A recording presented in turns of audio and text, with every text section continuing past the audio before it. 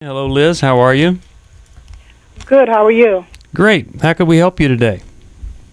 Well, I have a twofold question. They're both very, very important to me, but so I'm going to choose the one first, and it's regarding my husband. Okay. We've been married for 14 years, and I feel resentment towards him for his lack of insensitivity to my feelings as a woman towards things, and his lack of communication. I feel like I have a lot of unresolved issues within my heart that he never went back to help resolve or come to a mutual agreement or agree to disagree or anything. He just shoved it under the rug and just kind of threw me out with the bathwater every time I talked to him about it. And each time the wound just got deeper and deeper to the point where it's very hard for me to feel like I have any love for him. I feel like I'm just so turned off, and everything I do is an effort. Okay. All right. Well, a lot of people find themselves exactly where you are, and we'll give you some help when we come back. Okay. Hold on. Listening to New Life Live, 1-800-NEW-LIFE is where you call if you need some help, 1-800-639-5433. Or go to our website and see all the different things we have there, 1-800-NEW-LIFE. We'll be back right after this with more.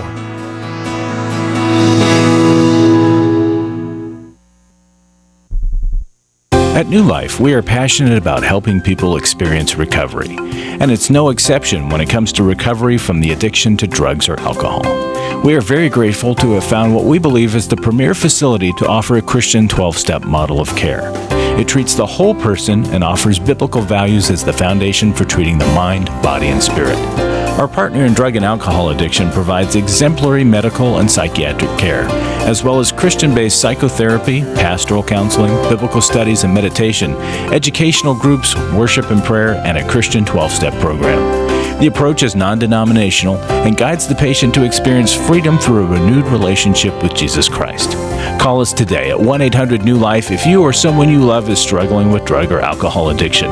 That's 1-800-639-5433, or go to newlife.com. 1-800-NEW-LIFE, 1-800-639-5433. Hi, this is Stephen Arterburn from New Life Ministries. We know that Christian counseling changes lives. We hear evidence of that every day. My relationships with my husband, with my friends, with my family are much richer and deeper and honest. Particularly my relationship with God, I see Him in a more accurate form and begin to trust Him more. There's joy and there's peace because I have the internal tools that I can trust. So it's radically changed my life. I'm just not even the same person. Our nationwide network of licensed Christian counselors means there is help available near you. Take the leap, jump in, and go for it. It's changed my life completely. You don't have to be stuck where you are, but you can't really expect to change unless you take action. Call us today at 1-800-NEW-LIFE.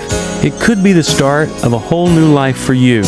Christian counseling works, and we can help. Call 1-800-NEW-LIFE today. Someone who cares is always there at 1-800-NEW-LIFE.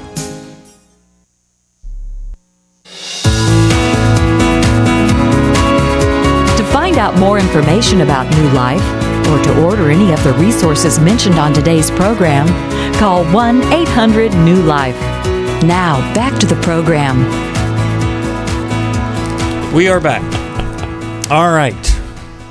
So, Liz, I was talking to John about this, and John, I think you got to, maybe you could share that, what we were talking about there. It's pretty powerful. Liz, we were talking about how, I'm sorry, but just guys are insensitive. We sort of are that way, and there's no excuse for it. But that is sort of the thing we do. But it's really easy for guys to kind of pass this off as if you say, well, you're being insensitive, to say, well, yeah, I'm a guy, and then they just kind of watch TV again, right? But I think that the word needs to change from insensitive to unloving, that you're not loving your wife. And then it comes from this sort of a style or a preference or kind of a way of, relating to, your wife is struggling and she's hurting inside and she's feeling unloved, and then that puts the heat on him to be a loving husband. I think the words need to change. Okay. What if you did that? How do I get past though the hurt that I have now for these past years of his lack of loving me, like you said, and be able to perform and be able to show love in a way that Perform in what way? genuine, because I don't feel like I'm genuine anymore. Perform in what, Lisa? Perform in what way? Sexually. Oh, how do you act like you're feeling loving during sex when you don't feel any inside? Well, yeah, like that, and everything that I do. I want that what I do for him to be genuine, but I don't feel that anything is. I mean, it is genuine, but I do it because I know, I'm married. I'm not going nowhere. So if you were to say to him, just hold it, well, just hold it, Lisa, hold it. I mean, what kind of a marriage is it where a guy would say, I want you to have regular sex with me, knowing that you're feeling hurt and alienated and empty inside, but I still want you to do it and fake it? What kind of a man would want that?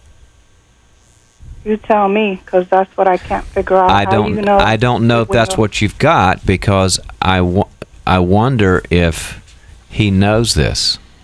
Have you had that very difficult, very direct, eyeball-to-eyeball conversation where you've said, Bob, I want to be a loving wife, and I want to be sexually active and all that, but I'm not sure if you know how deeply alienated and disconnected and unloved I feel for you. Have you had that conversation? No. Then maybe he's having sex with somebody he thinks is fine and happy and all that. So there's a conversation that's got to happen. And that goes along with the other part of the conversation, that I don't feel loved. Right. Mm-hmm. Yeah, well, you know what? I told him he from the beginning of the relationship, he knew that I wasn't all the way there with him anyway, emotionally. So it's been a really long haul for me to... I think you internalize it and don't talk about it and quiet down and get busy and take care of kids or whatever you do, and I think you just shut down. And a lot of guys will just, since we're all insensitive, a lot of guys will just say, well, everything's fine because there's no arterial bleeding in this marriage. Yeah. And I'm just telling you, I need for you to amp it up and have several conversations where he knows how deeply unhappy you are with the marriage, because that gets our attention. And I think you're just sort of being scared and internalizing your pain. Well, I think part of what she's scared of is that I do this and I still have this terrible feeling inside. But I think what you'll find out, Liz, is when you have these conversations, your feelings with him, towards him, are going to, if he has any kind of positive response, your feelings are going to change, and the hurt and the resentment that you feel over the years is going to, it's going to diminish some, because something's happening. There's some connecting that's going on, and that's where you've got to start. And don't worry about what goes on inside of you until you get into that conversation and see whether he's going to respond or not. Yeah. But if my wife said to me, I feel like you're treating me very unlovingly, that has a whole different feel to it. Sure than does. You're being insensitive, Right? Because I know what it is to act lovingly, because I've had that experience as a kid too. So that Of not having it. well, of being loved. Oh, of having it. Yeah, Okay. of being loved. And we see what it is. You know what it is. You do it with your children.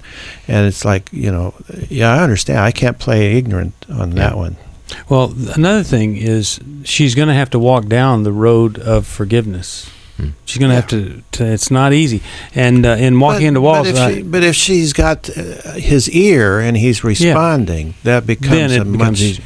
more. But this is possible the thing. justifiable resentment thing. Yeah. That time, because she's justified in her resentment, but you got to give it up Definitely. anyway. I'll send you Walking into Walls. I hope that will be a blessing to you. And sorry you're having to go through this.